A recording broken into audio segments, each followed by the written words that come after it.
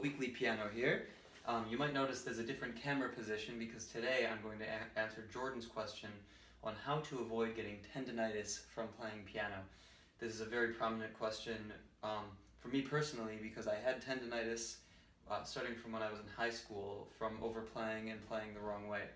Overplaying is kind of a misnomer. If you play with the correct technique, you can play all day, every day in general, unless you have something really actually wrong, which a few people do, but usually it can be avoided.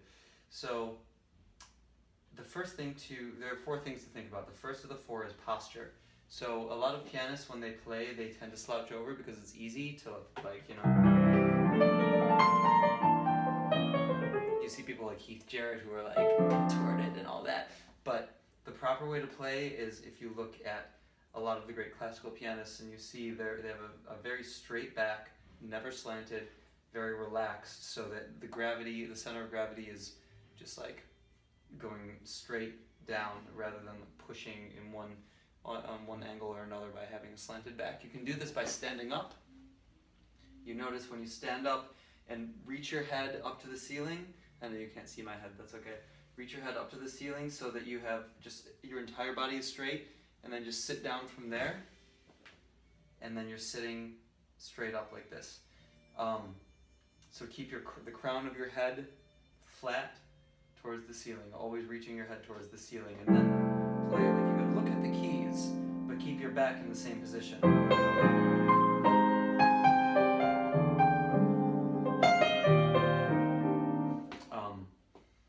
So the other is shoulders. I guess that sort of, that has to do with your back, but a lot of people will like push their shoulders forward when they're playing because they're like, sometimes they're too far away, they're trying to reach the key bed.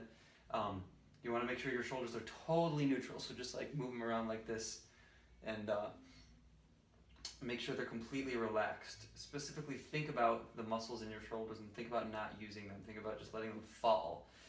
Sometimes like picking them up and letting them fall shows you where they land naturally. And then you place the keyboard in the seat with a distance that allows you to just like be right there with your elbow at a right angle, so you can reach the whole keyboard just like this without moving your back and moving your shoulders.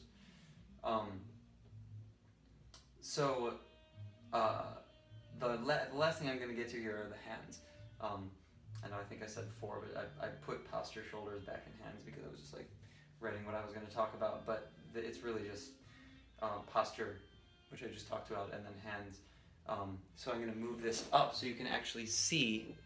Well, first I'll talk about it from back here.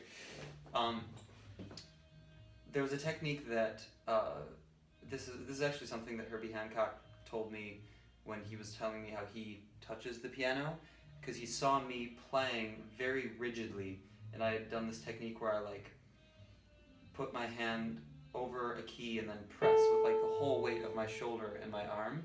And that is how a lot of pianists play, but what I've found allows my hands to be the most healthy is the way that Herbie showed me, which I notice when I look at other players. Like if you look closely at Chick Corea's hands, it seems as though he's playing in the same way, though I've never talked to him about it. But rather than using the whole weight of your body, you're actually just doing contrary motion between your fingers very, very gently. It allows you to get a very soft touch. I know I'm using a keyboard now, so you wouldn't really be able to tell if the touch is as beautiful as you would be able to tell on a grand piano, but when you're playing a note, now this is where I'm going to move this forward. I can show you more specifically what my hands are doing here. So the way that I used to play was like pressing in, like this is with my pinky, I would press with my whole hand, and that's the incorrect way in my opinion. The correct way, or the way that I use now that has helped me avoid tendinitis and helped it cure, has been just rather than like pressing with your whole arm, you just have contrary motion like this. So like let your hands relax out like that, lift one finger, it touches the key, you want to press the next finger. All you do is just, you don't focus on your arm pressing, but you just focus on like flicking your fingers in between each other like that, or like it's really very simple of a motion. So and then it gives you this light touch, and you don't have to play hard because you're usually mic'd in important situations anyway. You don't need to be loud with the piano. You need to be sensitive.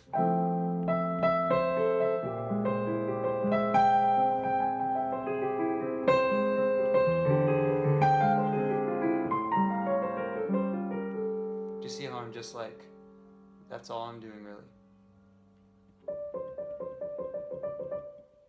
I could lift it up, doing the same thing. If my hand hits the key, it's making noise. So same with the left hand. All you're doing is like contrary motion. So then if you lower your hand a little bit, it's like the same thing.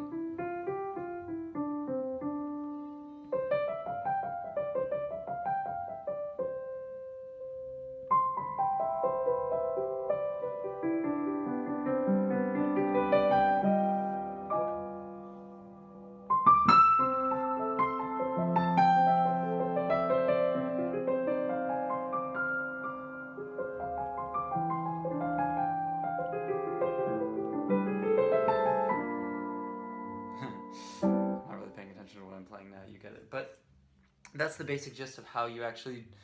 So don't press, never press. If you feel like you're using muscles really intensely in your fingers, I feel like you're doing it in a way that's unnecessarily strenuous on your hands. Just like relaxed back, relaxed shoulders, and relaxed fingers.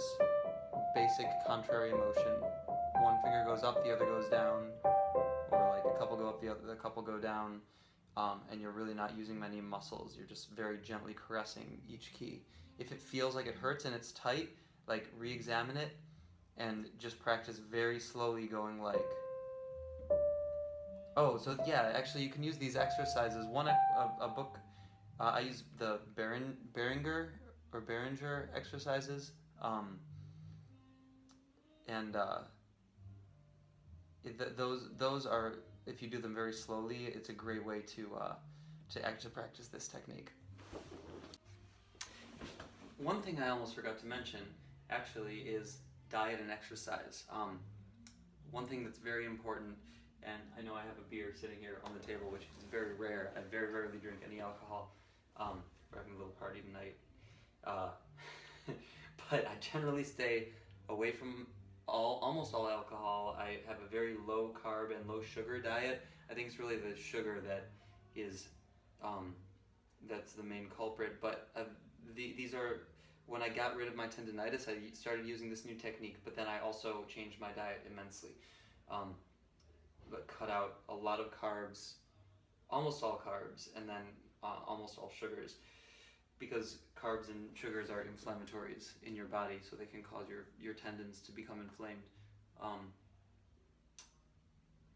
think that's it. Oh, and drink a lot of water. Make sure you're drinking tons of water. So just to recap, in case you need a recap. Posture, hand position and how you use your muscles. Diet, which includes low carbs and low sugar and lots of water. And exercise, which is mostly cardio. I mean, I do weights sometimes, but I do these videos called the insanity workouts. I try to do it every day if I can. I don't always succeed in that, but it helps with blood flow, and that helps decrease inflammation over time. I'm not a doctor. None of this is medical advice. Please keep in mind. This is just what's worked for me in the past. So I hope you enjoy. Thank you.